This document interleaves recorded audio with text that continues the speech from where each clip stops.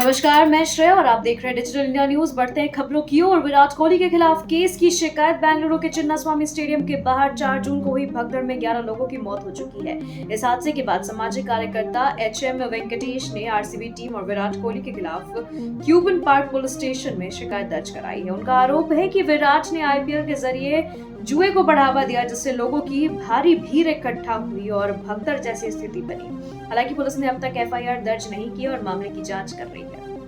पहलगाम आतंकी हमले पर मोदी के बयान से बौखलाया पाकिस्तान। प्रधानमंत्री नरेंद्र मोदी ने हाल ही में कश्मीर में पहलगाम हमले को कश्मीरियत और इंसानियत पर हमला बताया। इस पर प्रतिक्रिया देते हुए पाकिस्तान के विदेश मंत्री मोहम्मद इशाक डार ने भारत पर झूठे आरोप लगाने का आरोप लगाया। साथ ही कहा कि भारत हमले में पाकिस्तान की संलिप्तता की कोई ठोस सबूत थे। उन्होंने मोदी के बयान को दुर्भाग्यपूर्ण और भड़काऊ बताया।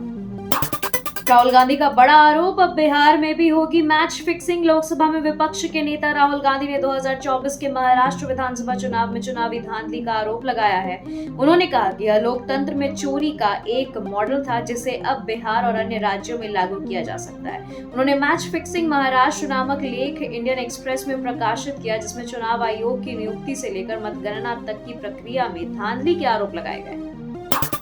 श्रीनगर की ऐतिहासिक मस्जिदों में ईद की नमाज पर रोक। जम्मू कश्मीर प्रशासन ने श्रीनगर की ऐतिहासिक जामा मस्जिद और ईदगाह में बकरीद की नमाज अदा करने की अनुमति नहीं दी। अंजुमन औकाफ जामा मस्जिद ने कहा कि प्रशासन ने मस्जिद के दरवाजे बंद कर दिए और भारी पुलिस बल तैनात कर दिया गया। साथ ही मिरवाइज उमर फारूक को नजरबंद कर दिया गया। इसे लेकर पूर्व मुख्यमंत्री उमर अब्दुल्ला ने सरकार की आलोचना की है।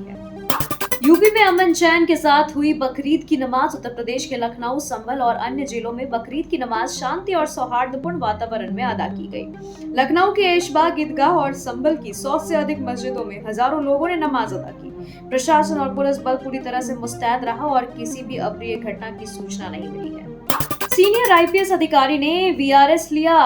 1989 बैच के वरिष्ठ आईपीएस अधिकारी आशीष गुप्ता ने कार्यकाल पूरा होने से पहले ही स्वैच्छिक सेवानिवृत्ति ले ली है। इस पर सपा प्रमुख अखिलेश यादव ने भाजपा सरकार पर आरोप लगाया कि वरिष्ठ पुलिस अधिकारियों को मजबूरी में रिटायर होना पड़ रहा है और इसका खामियाजा आम जनता को भुगतना पड़ता है। संभल सांसद जियाउर रहमान बर्क को हाई कोर्ट से राहत। इलाहाबाद हाई कोर्ट ने सपा सांसद जियाउर रहमान बर्क को बड़ी राहत दी है। बिजली विभाग द्वारा मांगे गए 1.91 करोड़ के बकाया पर रोक लगाते हुए कोर्ट ने उन्हें 2 सप्ताह में 6 लाख रुपए जमा करने का निर्देश दिया है। भुगतान के बाद उनके घर का बिजली कनेक्शन बहाल करने का आदेश दिया गया। दिल्ली एयरपोर्ट पर 15 जून से 3 महीने रद्द रहेंगी 114 उड़ानें। दिल्ली एयरपोर्ट के रनवे 10/28 पर 15 जून से मरम्मत का काम शुरू होगा, जो 15 सितंबर तक चलेगा। इस दौरान रोजाना 114 उड़ानें रद्द रहेंगी और 86 उड़ानों का समय बदला जाएगा।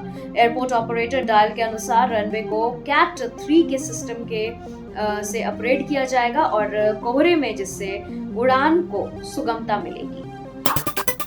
मीठी नदी घोटाले में ईडी की कार्रवाई। ईडी ने मीठी नदी की सफाई से जुड़े घोटाले में मनी लॉन्ड्रिंग की जांच के तहत अभिनेता डिनो मोरिया, उनके भाई और बीएमसी अधिकारियों समेत 8 से 9 लोगों को पूछताछ के लिए तलब किया है। मुंबई और कोच्चि में इनसे जुड़े 15 ठिकानों पर छापेमारी की गई है। सभी को पीएमएलए के तहत बयान दर्ज कराने के लिए बुलाया गया है। केदारनाथ जा रहे हेलीकॉप्टर की हवाई पर इमरजेंसी लैंडिंग। उत्तराखंड में एक बड़ा हादसा टल गया जब केदारनाथ जा रहे श्रद्धालुओं से भरा हेलीकॉप्टर तकनीकी खराबी के चलते हाईवे पर इमरजेंसी लैंडिंग करने को मजबूर हुआ। पायलट को हल्की चोटें आई है, लेकिन सभी यात्री सुरक्षित हैं। घटना ने सुरक्षा व्यवस्था और हेली सेवाओं की निगरानी पर सवाल खड़े किए हैं। खबरों के सिलसिलों में फिलहाल इतना ही। बने रहे डिजिटल इंडिया न्यूज के साथ। नमस्कार।